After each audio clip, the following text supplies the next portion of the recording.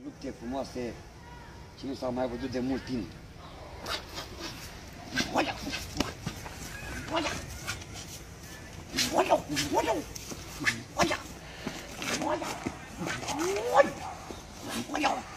Super, Bruce, ești cel mai tare.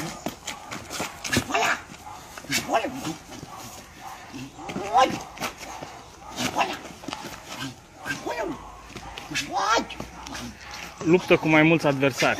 Pentru mulți care nu s-au văzut niciodată. Bravo! Mai arăți niște scheme de Kung Fu cu mâinile? Ia să văd cum faci așa cu lovituri așa cu...